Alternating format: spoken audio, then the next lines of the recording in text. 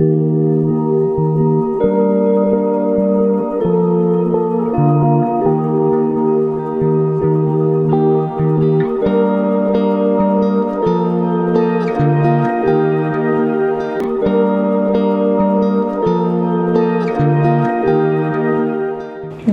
dia. Bom dia. Como disseram todos aqui, é uma casa que traz alegria, que convida para alegria, e eu fico sempre muito alegre de estar aqui com vocês. Não tem necessidade. É legal segurar o microfone que a gente movimenta, né, um pouquinho.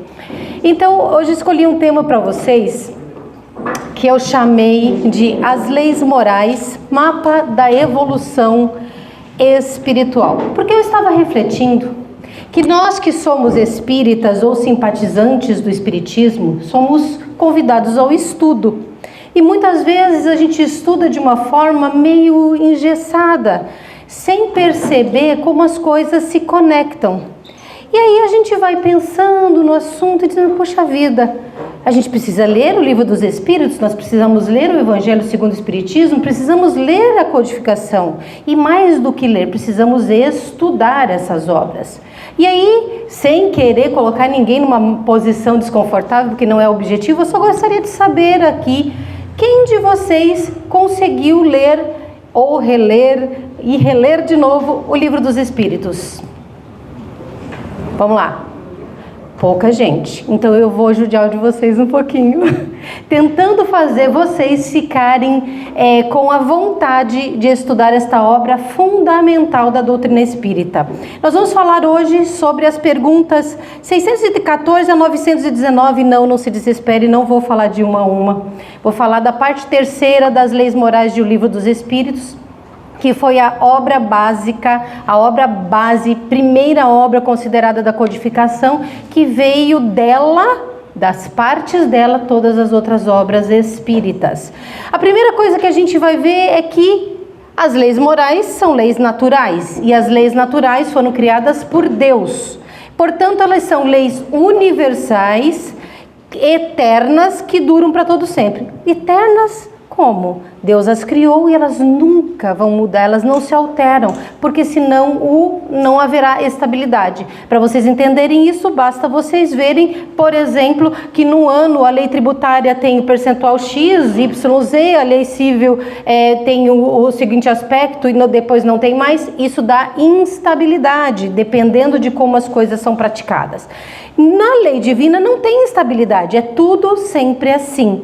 E aí nós dividimos, as leis morais são divididas em leis físicas, que são ligadas à questão da matéria e da ciência, coisas do nosso cotidiano material, e as leis morais, que são as que têm relação com o nosso eu, nós espíritos, com Deus e com os semelhantes. Basicamente é isso que tem uma divisão simplista para a gente poder compreender como Deus classificou as nossas leis em relação a nós. O Livro dos Espíritos, na parte terceira, ele é dividido em lei divina ou natural, que é uma explicação básica das leis naturais. Depois vão vir, seguidamente, 10 leis morais, que vão nos envolver mais espiritualmente ou mais materialmente, mas todas estão conectadas à questão da encarnação. E no final tem a perfeição moral, que é um fechamento para que a gente compreenda melhor a importância dessas leis. Então o que eu quero fazer com vocês hoje, assim, tentar fazer rapidamente, porque é muito conteúdo, se fôssemos falar com profundidade, é trazer para vocês por quê que Deus colocou essas leis nessas vidas, que nós estamos sendo regidos por essas leis e que nós reagimos a elas de forma positiva ou negativa e que isso tem consequências na nossa existência. Então, com relação à lei divina ou natural, que é uma explicação dessas leis naturais que eu falarei em seguida rapidamente, essas são as questões 614 e 648. Eu sei que vocês, a não ser que tenham uma memória muito melhor do que a minha, não vão decorar, mas não tem necessidade. É porque nossa amiga está gravando e é importante ter a menção dos números das perguntas de Kardec. Então, o que acontece? O que é uma moral universal? A moral é a regra do bem proceder. Então, quando a gente fala de uma moral universal, é entender o que é o bem e o que é o mal. E em todo lugar do universo, o bem é o bem e o mal é o mal.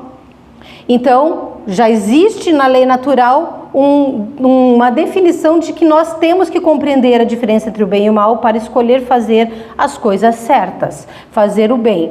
E, é claro, as leis que nós falaremos daqui a pouco, pontuaremos rapidamente do Livro dos Espíritos, elas vão dizer para nós como que nós devemos proceder. Quais são os deveres que nós, como encarnados, como espíritos aqui na Terra, devemos proceder conosco, com Deus, com o próximo, com o meio, tudo. Nós vamos entender isso estudando essas leis.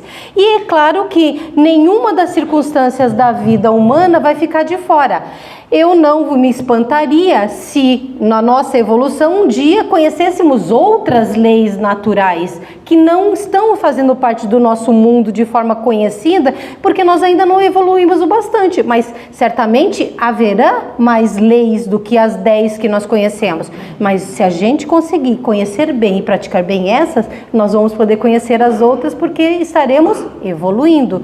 E é claro que nós precisamos entender que nós estamos aqui para compreender o que é o bem e o mal, como eu disse, a moral universal, mas é claro que nós estamos aqui para entender que o mal é o descumprimento das leis. O mal é a violação das leis de Deus. Tudo bem? Quando nós entramos nessa lei natural, existe uma pergunta do Livro dos Espíritos, que é a número 621.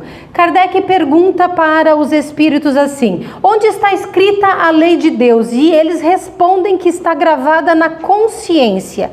Para nós, de certa forma, pode se tornar um pouco difícil compreender o que significa a lei estar gravada na consciência. Mas o que a gente esquece, e a doutrina espírita explica nesta mesma obra, que eu estou convidando vocês a estudarem, que nós não fomos criados espíritos.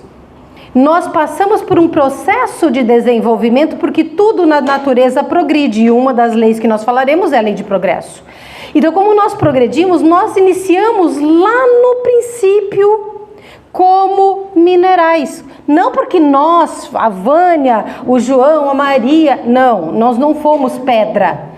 Mas para começar o desenvolvimento do princípio que nós nos tornamos inteligente, nós estivemos de alguma forma lá no campo mineral, onde nós aprendemos a lei de atração. Como que nós agregamos e mantemos agregados esse corpo físico? Quando o espírito sai, o corpo não desintegra? Então quem é que segura o corpo firme, de pé? Vocês já pensaram nisso? É através do aprendizado que antes de sermos espíritos, antes de sermos princípio inteligente, começamos a absorver do princípio da atração. Depois, com o processo, isso leva bilhões de anos, passamos de certa forma, para o reino vegetal. Eu estou falando de uma forma muito simplista. No reino vegetal, nós aprendemos a ter sensações. Vocês conhecem aquela plantinha que eu esqueci o nome, que você toca, ela fecha? Ou a plantinha carnívora que tem a mosquinha, vai lá e ela fecha? Ela tem sensação, tocou, ela se movimenta. Então, o aprendizado da sensação, ela começa lá no reino vegetal. E tudo isso é um processo de construção da consciência que ainda não aconteceu. Depois disso, passa-se para o campo do reino animal. O reino animal começa o instinto, a procriação, o cuidado com a prole, a alimentação, a conservação, todas as leis que, de certa forma, nós estamos trabalhando aqui hoje. Só que lá é instintivo, é uma reação automática. E depois disso, aí sim, como princípios inteligentes já espiritualizados, diferenciados em espíritos, nós entramos no campo hominal, e o campo hominal começa a desenvolver o que em nós? Do instinto que o homem primitivo tinha de fazer as coisas, começa o desenvolvimento da razão e o livre-arbítrio, ou seja, o direito de escolher, realizar e fazer, e claro, receber o retorno pela lei de causa e efeito, que são as consequências. Então, nós não temos uma história curta. Nós nunca lembraremos do tempo em que estávamos aprendendo atração, sensação ou instintos, porque é desnecessário. Mas do momento em que nos tornamos espíritos, tudo para nós importa para o nosso desenvolvimento, até que sejamos luz, até que sejamos puros, até que sejamos os braços direitos do Pai. E aí, se a lei humana ela está gravada na consciência e existem várias leis que nós vamos comentar, então como que o relacionamento nosso acontece inicialmente com Deus? Só que antes de falar desse relacionamento, eu vou contar para vocês, vou até ler mesmo assim, bem rapidinho, para vocês entenderem o alinhamento, que a gente nunca pensa. Porque a gente pensa que são leis separadas, mas são leis que elas seguem um roteiro. Kardec foi aluno de Pestalozzi, ele era um educador, ele fazia as coisas com lógica. Percebam aqui, Deus estabelece a lei natural que eu acabei de explicar mais ou menos qual é o objetivo. Aí o número de 1 a 10, olha aqui, o homem reconhece Deus, lei de adoração.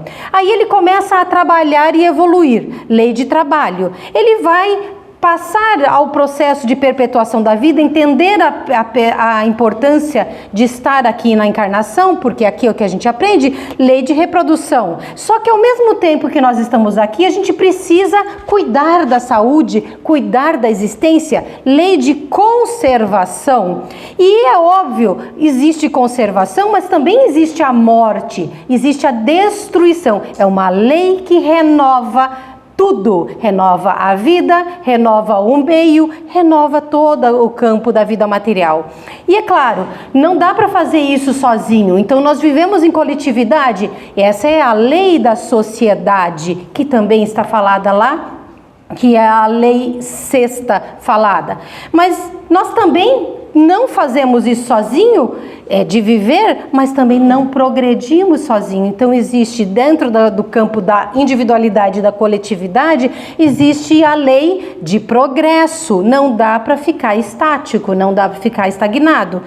E aí nós aprendemos que existem diferenças, mas que as diferenças elas têm que ser justas, por mérito. Então nós não podemos trabalhar com a injustiça. E aí vamos buscar o quê? A lei, a prática da lei da igualdade. E então nós vamos aprendendo que para todas as coisas terem valor na nossa vida, a gente tem que querer e a gente tem que decidir. E aí nós vamos compreender um pouquinho mais o direito ao livre-arbítrio, todas as consequências dessas ações que nós temos, e vamos começar a compreender e praticar com mais amor a lei de liberdade. E enfim, ele termina falando da lei de justiça, de amor e caridade, que é a 10ª lei. É muito material, não é? Então nós vamos pincelar rapidamente cada uma dessas leis para vocês entenderem como elas impactam nas nossas vidas e como é importante nós estudarmos. Porque se eu estudo a lei de liberdade, eu consigo entender a responsabilidade sobre os meus atos. Se eu estudo a lei de sociedade, eu consigo entender a importância do meu relacionamento humano. Se eu estudo a lei de conservação, eu compreendo a importância de cuidar do meu corpo. Se eu estudo a lei de reprodução, eu respeito a vida, eu não pratico a morte. Se eu respeito, se eu entendo a lei de destruição, eu percebo que a morte é uma etapa e que a destruição de todas as coisas ela é para começar melhor. E assim por diante. E aí nós vamos para a primeira lei, que é a lei de adoração, perguntas 649 a 673. Pincelando rapidamente, essa lei vai falar da necessidade que nós temos instintiva de ter uma ligação com o Criador. Tem muita gente que não conhecia Deus no passado, mas ela achava que o raio era um Deus, que o sol era outro Deus, que a lua era uma deusa, enfim, tinha sempre o instinto de acreditar numa força maior. Até porque, gente, vamos falar a verdade, imaginem-se sem crença em Deus nesse momento. Vocês iam aguentar as provações da vida, as experiências, as expiações, as preocupações? A gente aguenta porque a gente sabe que tem suporte, tem colinho, tem alguém com a mãozona lá nas nossas costas dizendo aguenta mais um dia. Aguenta mais um dia que eu estou aqui. Então a lei de adoração é aquela explicação de por que nós temos esse instinto da adoração de Deus que está em nós, gravada na consciência, que se desenvolveu na história que nós vivemos antes de tornarmos o princípio inteligente e espiritual, e aí nos tornamos espíritos e aí isso ficou gravado. E aí vamos ter na explicação sobre a adoração através da prece, e a prece, aquela que vem interna, a adoração interna que acontece dentro da gente, a adoração externa, como fizemos aqui coletivamente com as preces, com o canto, com o diálogo, porque tudo isso aqui que o nosso amigo fez no começo, usando, 30 minutos do tempo inicial desta atividade, alguns podem ter pensado, nossa, ele não está com pressa de começar a palestra. Isso é preparo de ambiente como a casa programou. É o momento em que está puxando a atenção de vocês, é o momento que está tornando todo mundo alinhado numa só sensação, numa só necessidade, num só sentimento. Então isso aqui foi trabalho da casa. Então, aí vem a prece com os seus efeitos. Quais são os efeitos da prece que acontecem em nós? Qual é a utilidade da prece? Como que nós devemos orar? Nós, para Deus, temos que louvá-lo, reconhecer a sua grandeza. Nós temos que pedir a Ele, isso a gente já sabe como faz, mas pedir aquilo que importa. Nós temos que agradecer por tudo que recebemos. Então, esse capítulo vai ensinar. Esse capítulo vai falar sobre a prece ter mais importância, mais resultado na nossa vida quando nós mudamos de comportamento. Porque que adianta eu pedir a Deus um milagre qualquer, uma ajuda qualquer, se eu não mudo de comportamento? Eu tenho que dizer, Deus, eu preciso de você, mas fazer a nossa parte, isso a lei de adoração vai explicar. Ela vai falar sobre os espíritos poderem ser intermediários e auxiliares do Senhor em nossas vidas. Nós de cara já encarnamos com o apoio de um mentor espiritual de nível mais elevado moral que nós, que a gente chama de anjo da guarda, mentor espiritual, enfim, não importa o nome que você dê, mas todos nós temos um carinho especial, um cuidado especial de um espírito mais evoluído. Fora os outros que têm simpatia pelas nossas causas, têm carinho por nós, nos conhecem de outras existências. E mais importante, nós espíritas e aqueles que são da Umbanda também, que esta casa é interreligiosa, nós somos cristãos. E aí a gente vai dizer, poxa, mas o espiritismo fala de espíritos nos ajudando?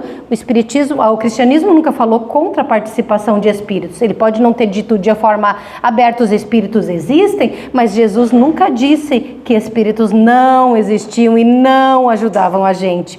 Então, no fim, nós compreendemos com essa lei que essa conexão com Deus através da adoração, ela tem tanto mais peso, tanto mais valor na nossa vida e nos auxilia mais conforme a nossa intenção. E a intenção vale para todas as leis. Mas na intenção de amar a Deus, a intenção de conhecê-lo, a intenção de agir na fé, a intenção de sermos melhores. E, claro, nós vamos passando adiante na segunda lei, a lei de trabalho, que são as questões 674 até 685. A necessidade do trabalho é uma necessidade humana da encarnação. Todos os espíritos também trabalham, porque este capítulo vai explicar para nós que trabalho é toda ocupação útil, então os espíritos trabalham. Mas aqui na Terra, um mundo de expiações e provas, um mundo em que a gente aprende as coisas da forma mais difícil, porque nos parece que não gostamos de aprender da forma fácil, não gostamos de aprender fazendo o certo, amando, tendo todas as virtudes da paciência, da tolerância, a gente gosta de dificultar. O trabalho é uma necessidade porque ele desenvolve a nossa inteligência, ele ocupa o nosso tempo para que a gente não desperdice com tolices e tudo aquilo que nos fará mal.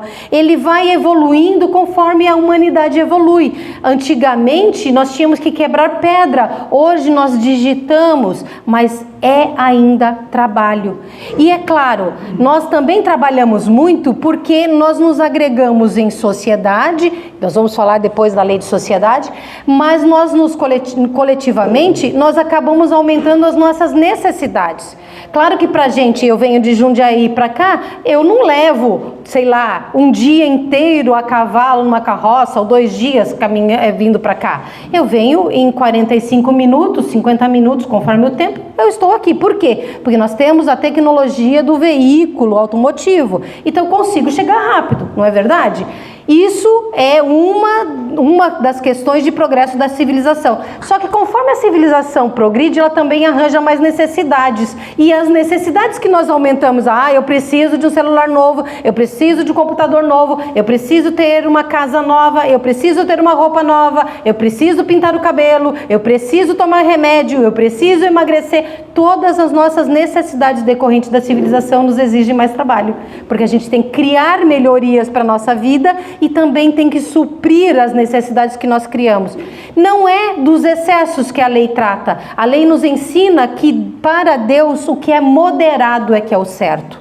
Não são as necessidades extraordinárias, os luxos, tudo aquilo, mas ela vai falar da moderação. E é claro que, sendo um meio o trabalho de desenvolvimento intelectual, ele vai nos ajudar nas nossas expiações e no nosso aperfeiçoamento. Muitas vezes a pessoa não gosta, mas ela precisa acordar às 5 horas da manhã para sair de casa às 6 da manhã e pegar um transporte que vai levar 2 horas para chegar no trabalho e chegar em casa às 8 horas da noite e lavar roupa e fazer jantar e fazer a lição com os filhos. Se estiver escolhendo a boa conduta ou se jogar na cama e encher a cara de bebida, se não estiver. E é claro, se a gente fala de trabalho, embora não exista uma lei especificamente sobre isso, até porque nem precisava, né? Nós sabemos que o repouso, o descanso também é uma lei. Porque no momento do repouso, nós descansamos o corpo físico para recuperar a nossa energia, mas também podemos ter um tempo não focado no trabalho, na obrigação, mas um tempo útil para estudar, para aprender, para desenvolver, para nos relacionar, para amar o próximo, para fazer o que é certo, justo e bom. Passamos assim para a próxima lei do Livro dos Espíritos, que é a lei de reprodução, questões 686 a 701. Para que serve a reprodução? Para a continuidade das espécies, não só o ser humano, mas os animais, os vegetais, tudo se reproduz. E nós temos que entender o seguinte, ainda existe um tabu social, principalmente em outras religiões que às vezes têm uma ideia assim um pouco mais alinhada com o passado, de compreensão do passado, de que o sexo é ruim. O sexo é um instrumento da reprodução, ele não é ruim ou bom. E Deus ainda fez o favor de colocar algum grau de satisfação, de prazer, para que a gente pudesse procriar. O que está acontecendo hoje? As pessoas precisam ler essa lei para entender a importância da reprodução, porque ficou só a parte do ato e não do objetivo do ato. E quando o objetivo do ato se concretiza, muitas vezes se parte para a morte, para não quero com a pílula do dia seguinte ou o aborto 6 meses, 4 meses, 3 meses depois. Aqui nós vamos entender que este uniforme da vida carnal mostra que nós estamos na escola do aprendizado, do desenvolvimento, e vai falar, entre outros assuntos, sobre o celibato. Eu não quero ter relacionamento com ninguém. Vai falar sobre o controle da natalidade. Eu posso controlar a natalidade ou não posso? Controlar a natalidade é abortar ou não é abortar? Vai falar sobre a poligamia, que antigamente existia como um fato normal, ou seja, uma pessoa com vários companheiros ou companheiras, e hoje estão tentando fazer isso voltar a um animal, que era antigamente, que que é ter família, ninguém consegue amar igualmente 10 esposas ou 10 maridos. Então ele vai explicar sobre isso e vai falar também que existe essa lei, obviamente, uma regulação da lei natural, que nós estamos falando de leis naturais, mas existe uma influência moral, por isso que é uma lei que vai usar muito do julgamento moral de cada um de vocês quando forem lê-la. Mas o certo é a gente compreender e dizer, puxa, eu vou aplicar isso na minha vida, porque isso me torna uma pessoa melhor. Vai falar do casamento como progresso da humanidade. Muita gente acha que podemos abolir o casamento, mas o que é o casamento? Assinar no civil? Sim, para nós é isso daí. Ou casar no religioso? Sim, para nós é. Mas o casamento é a união fiel a uma pessoa. Por que o casamento é um progresso? Essa lei de reprodução vai explicar. Porque ela vai favorecer a formação de um grupo familiar que vai acolher uma nova vida, um novo espírito que está sendo treinado, melhorado, crescendo, evoluindo dentro da vida, e vai fazer com que esses laços se fortaleçam de amor para que a gente se ajude mutuamente. Para que nós apoiemos desde pequenininho aquela criança e ajudemos nas próprias provas e expiações dela. E nós vamos, é claro, construir através do casamento, construindo a família, a relação de pais e filhos, nós vamos estar fazendo o acréscimo dos compromissos recíprocos na nossa existência, e isso nos torna pessoas que são úteis. Passamos então para a lei de conservação. Eu espero não estar falando rápido demais, mas eu quero, na verdade, só fazer vocês ficarem curiosos. Eu quero que vocês tenham uma pincelada de interesse para chegar daqui e ali fora na livraria e dizer assim, você tem um livro dos Espíritos que eu preciso ler, eu preciso estudar. Vamos falar da lei de conservação, questões 792 a 727. A lei de conservação começa como um instinto. Lembra que lá atrás nós falamos que a gente aprende a querer se defender? Lá no campo o vegetal que se recua, o animal que se protege, nós temos o instinto de conservação. É por isso que se eu perguntar aqui, quem está pronto para morrer? Pode levantar a mão. Nossa, ninguém. Pois é, por quê? Porque, em primeiro lugar, nós temos um instinto de conservação, nós não queremos morrer. Se não querendo morrer, já tem gente que se mata, se destrói de forma direta ou indireta, imagine se não existisse.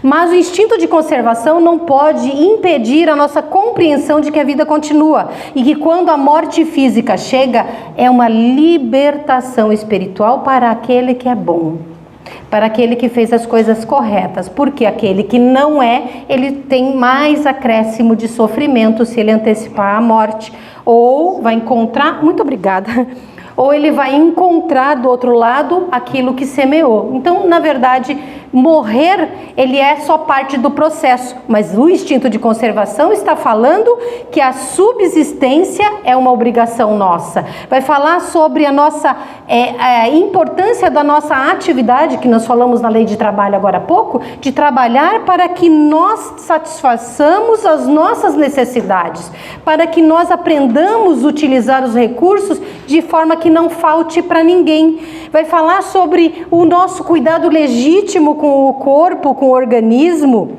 e vai falar sobre o apego egoísta que nós temos à vida material, que vai acabar nos causando sofrimento. E vai falar sobre o nosso instinto de conservação exige coragem, porque é preciso coragem para viver.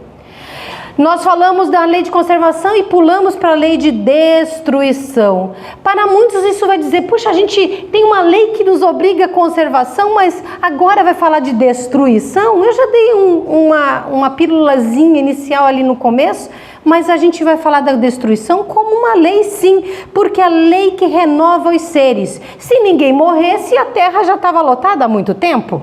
Certo? Se ninguém desencarnasse, não haveria nem espaço para os animais, nem espaço para os vegetais, não existiria espaço para a vida humana. Então, a renovação dos seres exige a destruição, porque a gente se liberta de uma carga material que já se tornou desnecessária, depois vai lá do outro lado, faz uma revisão de matérias, puxa, nessa aqui foi bem, mas nessa aqui nem tanto. E aí programa o retorno para cá, com um corpo novo, com características características novas, libertos da memória temporária do que fizemos, para que não estejamos amarrados ao passado e possamos ter novas escolhas. Essa lei, ela vai trazer também a transformação da matéria. Então existem, nós vamos olhar a história da humanidade aqui, do mundo, o planeta não era desenhado como é hoje, ele era desenhado de outra forma. A África, se não me engano, a África está rachando, daqui a pouco teremos 2 continentes ou 2 espaços grandiosos, entre eles quantas ilhas foram parte de continentes, não é verdade? Quantas subiram do mar, depois se tornaram locais de moradia? Quantas afundaram porque não tinham condições de receber mais habitação, não ser uma habitação? Enfim, não importa. O importa é que a destruição ajuda na transformação, ajuda na renovação e ajuda no equilíbrio entre os seres. Ah, coelhinho bonitinho, ele tem 35, não sei quantos, tá, gente? 35 filhotinhos, imagine cada filhotinho tendo mais 35 filhotinhos. Tem que ter o lobo para comer, porque senão não haveria equilíbrio entre os reinos. Então a lei de destruição, ela é muito apropriada para ajudar que a gente continue vivendo com qualidade na terra. É claro que existe o abuso, existe a crueldade, e o livro dos Espíritos nessa lei vai explicar que isso tem consequência e a responsabilidade é nossa. Vai falar sobre os flagelos naturais, vai falar sobre as guerras, vai falar sobre os sofrimentos, tudo para nós, mundo de expiações e provas, uma população, uma humanidade ainda em expiação, vai falar como que isso tudo acaba se tornando provas e meios de progresso. Porque nós ainda escolhemos a dor, o caminho um pouco mais longo, do que o amor e o caminho um pouco mais curto. Passamos para a lei de sociedade, que é a lei 6ª. A lei de sociedade vai dizer o seguinte: o isolamento é contra a lei de Deus. Por quê? Porque ele é contra a lei natural, Deus é contra a lei natural. Quem que evolui vivendo sozinho? O que eu aprendo vivendo sozinho? O que eu ensino fazendo sozinho? Onde eu sou testado no meu orgulho, no meu egoísmo vivendo sozinho? Não sou. Então o isolamento é contra a lei natural. Porque nós somos seres sociais, nós somos para conviver, nós temos que olhar o outro e entender que ele tem as mesmas necessidades que nós temos que olhar que o outro precisa da nossa mão, assim como nós precisamos da mão dele, e que juntos somos muito mais fortes, que juntos nós conseguimos ir para qualquer lugar e fazer qualquer coisa. A coletividade, a sociedade começa na família. A criação da família já foi mencionada em lei de reprodução e é mencionada aqui como o núcleo primeiro da sociedade. Por que que certos grupos, certas pessoas que não estão vinculadas à afetividade familiar fazem de tudo para popularizar relações que não são familiares? Porque dentro da família existe a educação moral, existe o afeto, existe a educação pelo respeito, existe a educação pela colaboração mútua. Nós aprendemos a ser seres sociais dentro do núcleo familiar. Então toda vez que alguém disser para nós a família está atrasada, a família não precisa existir, essa pessoa não entende a importância da lei de sociedade, não entende a importância da lei de reprodução, não entende a importância da lei de justiça, amor e caridade, não entende a importância de estar vivos e apoiando-nos mutuamente. É um campo de exercícios a sociedade, exercício de sentimento, de solidariedade, de respeito, de abnegação, de virtudes. Como que nós aprendemos a ser bons? Com o trato junto ao próximo. A lei de progresso. A lei 7ª desta lista de 10 leis de O Livro dos Espíritos. Perguntas 776 a 802. O progresso, ele é material e eu já disse isso para vocês, acontece, nós progredimos sim, mas existe um progresso que é moral e todos esses 2 progressos são inevitáveis. Seja rápido, ou seja médio, ou seja mais lento, esse progresso intelectual e esse progresso material e esse progresso moral vai acontecer. Ele vai fazer com que, com o tempo, as nossas ideias amadureçam, as nossas ideias se purifiquem e nós acabamos tendo maior consciência das nossas responsabilidades e dos nossos atos, para que, desta forma, percebamos que fazer as coisas certas diminui a dor, diminui o mal, diminui o sofrimento. Tudo aquilo que sofremos hoje é porque ainda não aprendemos alguma coisa. Nos falta atenção ao que a vida está ensinando através da dor. As civilizações progridem, as instituições progridem, as crenças progridem. E uma coisa muito interessante, puxando para outra obra de Allan Kardec, a Gênese, capítulo 18, Os Sinais dos Tempos, lá, recomendo leitura, vai falar sobre este tempo atual da existência humana.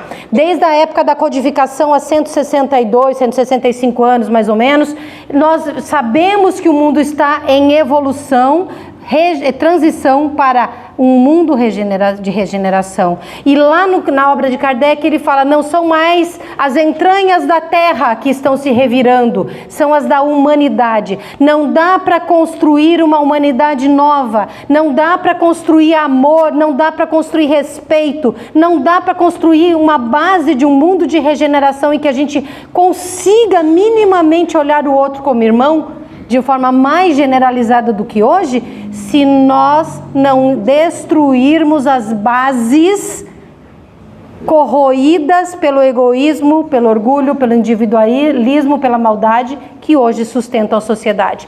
Mas somos nós que vamos destruir, vamos chegar aqui, vamos sair quebrando tudo? Não é isso. Nós, como pessoas que estão mudando de conduta, não vamos mais querer. E olhem para o mundo. Nesse sentido, peguem as notícias, tudo está revirado. O que era tido como o poder mais ilibado de conduta, a gente está vendo corrupção. Não estou falando só de Brasil, tá?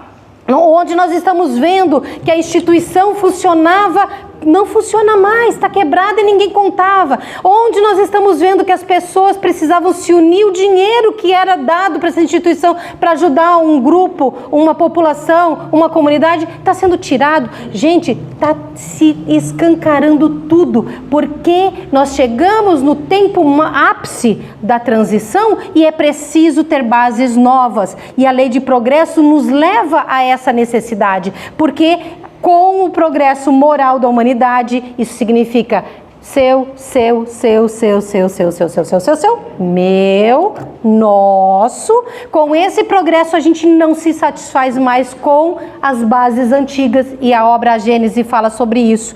Voltando para o Livro dos Espíritos, o progresso ele exige ou ele acontece por um esforço pessoal próprio, eu quero progredir, por experiências coletivas e individuais e por expiações. Por quê? Se eu continuo fazendo as coisas erradas, eu continuo fazendo o progresso atrapalhado, atrasado. Então nós precisamos entender que o progresso é uma força que vai nos levar para frente e que se a gente sente dor é porque a gente está dizendo, ei, não chega aqui, mas ele vai continuar vindo. A lei de igualdade. A lei de igualdade fica nas questões 803 a 824 e vai falar uma coisa, todo mundo, nenhum de nós está fora disso, todos nós estamos submetidos às mesmas leis. Deus não tem preferência. O pior ser humano que podemos conhecer na história da humanidade está submetido às mesmas leis que Jesus, ou que qualquer outro espírito que possa existir em todos os tempos. As desigualdades que acontecem aqui na Terra, as desigualdades sociais, as desigualdades intelectuais, elas são resultantes da nossa capacidade, do nosso mérito e, é claro, das nossas virtudes ou das nossas imperfeições morais. Se somos uma comunidade egoísta, nós vamos puxar tudo para o nosso prato, a sardinha para o nosso prato, diz o ditado. Então, é óbvio que se eu puxo demais para mim, vai faltar para o outro. Não, eu não estou dizendo que ser rico é ruim, porque existe um engano a respeito da questão do acúmulo de bens. O acúmulo de bens, ele pode ser útil para a sociedade se ele for usado para o bem da sociedade. Quando uma pessoa muito rica, ela constrói uma empresa que dá emprego, ela está fazendo um serviço para Deus. Quando é uma pessoa muito rica, ela constrói pesquisas científicas, ela está fazendo um trabalho para Deus. Se todos nós tivéssemos o mesmo valor de dinheiro, como que a ciência se desenvolveria? Como que essa casa se manteria? Como que os empregos seriam pagos, remunerados? Então, para com essa ideia de falar mal de rico. O problema não é o rico, o problema não é o pobre, o problema é o egoísmo humano. A desigualdade injusta, ela é causada pelo orgulho, pelo egoísmo. Essa lei aqui de igualdade está explicando sobre isso. Mas é uma lei, é um processo transitório. Nós estamos mudando, nós estamos evoluindo, nós estamos melhorando. E vocês precisam acreditar nisso. Porque se vocês acordarem de manhã, como o nosso amigo falou antes, todo mundo já está de pé, levantou, vamos, levanta-te, anda, ele disse, não é? Se você chegou a levantar hoje de manhã e olhou no espelho, você tem que entender que você já está melhor que ontem. E que você tem um dia inteirinho para ficar melhor do que ontem, mais ainda no final do dia. Todos os dias a gente tem que dormir um pouco melhor. Hoje eu fiz uma bondadezinha melhor. Hoje eu tive uma paciênciazinha maior. Hoje eu fiz um trabalho que eu nunca tinha feito em prol de alguém que eu não conheço. Nós estamos também neste capítulo, estaremos estudando a escravidão, os direitos naturais, a igualdade de gêneros, sim, porque mulheres e homens são biologicamente diferentes e segundo se fala na doutrina, segundo Emmanuel também explica através de Chico Xavier, nós temos papéis diferentes.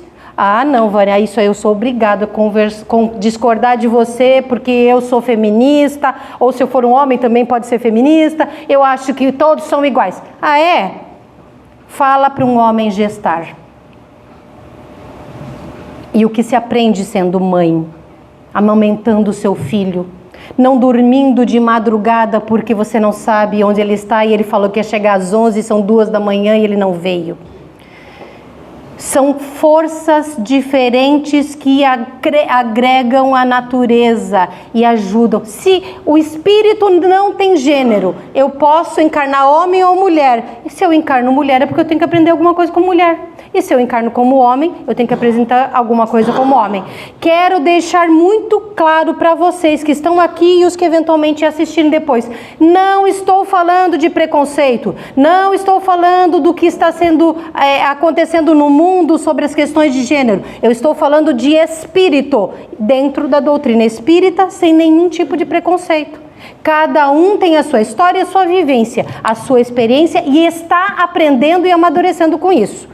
O que nós estamos querendo dizer é que para as leis humanas, ou para as leis dentro da lei de liberdade, ele vai explicar as questões dos papéis, também da importância dos papéis do gênero, porque a gente tem coisas diferentes para aprender. Eu não tenho a força de um homem e um homem não é capaz de ter o filho que eu tive, não da barriga. As leis humanas têm, portanto, estados transitórios, elas vão amadurecer. Antigamente era legal ser dono de escravos, antigamente eu podia matar o meu escravo como se fosse meu gado, mas hoje não posso. Quer dizer que progrediu. Quer dizer que a nossa lei é perfeita? Não, está longe de perfeita, mas um dia as nossas leis estarão mais pertas às leis naturais. Por fim, a última lei, que é a lei de justiça, amor e caridade, está nas questões 873 a 892. Ela vai fazer uma síntese, um resumo das relações humanas, ela vai falar sobre os direitos naturais e o que é devido a cada um de nós, vai falar sobre a importância da caridade e do amor ao próximo, vai falar da prática da justiça que se estende para o perdão, a benevolência, a compaixão. Vai falar sobre o direito à propriedade, vai falar sobre o roubo, ou seja, o que é legítimo e o que é abusivo na posse de bens materiais. Vai falar sobre propriedades, contratos, direitos, deveres. Vai falar de novo sobre o amor materno e o amor filial como expressão mais pura do amor de Deus na terra. São deveres recíprocos e são responsabilidades assumidas que esta lei explica. E percebam, não é lei de caridade, amor e justiça, não é lei de amor, caridade e justiça, é lei de justiça, amor e caridade. A justiça, ela é fundamental para a nossa existência e todas as leis que nós falamos de uma forma ou de outra vão exigir a sua presença. E aí, esta parte terceira do Livro dos Espíritos, que eu tive que passar com pinceladas muito rápidas sobre os temas, ela fecha com um item chamado perfeição moral, que são as últimas perguntas desta parte, 649 a 919. Ela vai falar que a perfeição moral consiste na prática do bem, consiste em compreender as virtudes e os vícios e entender que não dá para ser virtuoso tendo vício porque são forças contrárias. Eu não posso ser caridosa e egoísta ao mesmo tempo. Eu não posso ser orgulhosa e humilde ao mesmo tempo. São forças contrárias e nós temos que escolher um lado. Vai falar que as paixões... E eu não estou falando da paixonite pelo menino de 15 anos do meu colégio, não estou falando pela paixão pelo meu noivo, não estou falando pela paixão amorosa, exclusivamente. As paixões são todos os sentimentos fortes que nós temos por alguma coisa. Eu posso ser apaixonado por ciência e aí eu vou me dedicar ao estudo, eu vou me dedicar ao trabalho, eu vou me dedicar à pesquisa da ciência, porque é uma paixão, mas a paixão em si ela é neutra, e eu posso ter a paixão pelo jogo, a paixão pelas drogas, a paixão pelos vícios, a paixão pelo álcool, a paixão pela traição, a paixão pelas condutas negativas, e eu posso ter paixões boas pelo estudo, pela família, pelo meu relacionamento, pelo desenvolvimento, por essa casa. Posso usar bem. A paixão é neutra.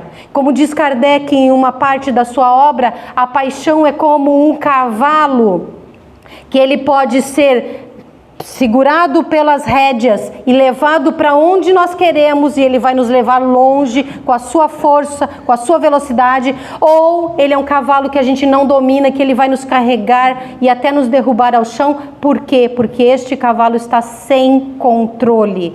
E aí essa lei, a perfeição moral, que vem com esse fechamento das leis, vai explicar sobre isso.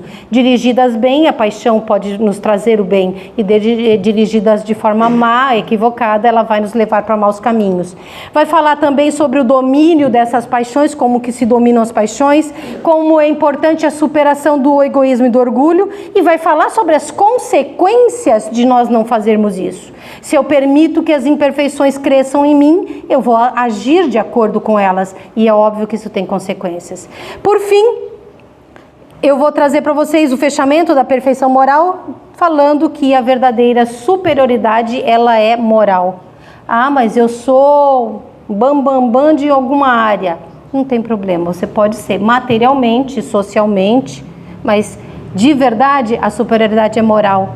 Vai falar que o egoísmo é difícil para nós tirarmos ele da nossa vida, mas por quê? Porque ele é a origem do orgulho, a origem de todas as nossas imperfeições, então a gente precisa focar no trabalho contra o orgulho, nos tornarmos pessoas mais humanas, mais humildes. Vai falar também sobre as características do homem de bem. No Evangelho segundo o Espiritismo, essa parte é muito bem escrita também, em que Santo Agostinho diz: todos os dias, antes de dormir, eu avalio o dia que passou e verifico se alguém tem o que reclamar de mim, se eu fiz alguma coisa errada, se eu deixei de fazer alguma coisa boa que eu podia ter feito. Então, gente, tudo que eu falei aqui rapidinho para vocês cumula no seguinte: Existe uma arquitetura moral espírita que é uma progressão lógica das leis. Elas não estão uma atrás da outra, elas estão alinhadas, paralelas e seguidas ao mesmo tempo, em que a parte Deus e a lei moral está na lei divina e na lei de adoração, em que a vida material nossa, humana, está regida pelas leis do trabalho, da reprodução, da conservação e da destruição, que a convivência humana está descrita, tratada, estudada na lei de sociedade, lei de progresso, lei de igualdade e lei de liberdade, e que a moral superior que nós estamos buscando está na lei de justiça, amor e caridade. E eu espero que nesta manhã, espíritas ou não, vocês percebam que nós não estamos aqui a passeio, que vocês percebam que nós aqui temos compromissos assumidos previamente com a nossa própria existência, com a existência do outro, com o grupo familiar e social, com as atividades que desenvolvem a nossa inteligência através do trabalho, com o repouso que nos faz aproveitar melhor o tempo para descansar e obter forças e para aprender e fazer coisas positivas, que nós temos um compromisso com os espíritos que estão incansavelmente trabalhando pelo nosso sucesso, que nós temos um compromisso com o Cristo, que não precisava ter vindo para cá, porque ele já tinha passado desta fase há muito tempo, mas ele encarnou num corpo denso, pesado, cheio de necessidades para dizer para nós: é possível ser melhor. E que nós temos um compromisso com Deus, que nos criou simples e ignorantes, e disse para nós, colocando nas leis da natureza, na nossa consciência: faz o teu melhor e vem ser meu auxiliar. E mesmo que nós não sejamos puros, mesmo que sejamos imperfeitos, mesmo que estejamos longe ainda do ideal das nossas vidas, a gente já consegue ser servidor do Cristo aqui na Terra, fazendo as pequenas atividades do nosso dia a dia melhores. Eu convido vocês a serem mais justos, a amarem mais, a usarem melhor a liberdade, a estudarem aquilo que os fortalecerá para todos os dias ter como maior meta não acordar, tomar café, banho e trabalhar e pegar o seu dinheirinho, mas ser uma pessoa melhor, um espírito melhor e construir o mundo de regeneração que a gente está tão ansioso para viver. Que Deus abençoe vocês e a todos. Tenham um final de semana maravilhoso, uma semana cheia de luz, paz e amor.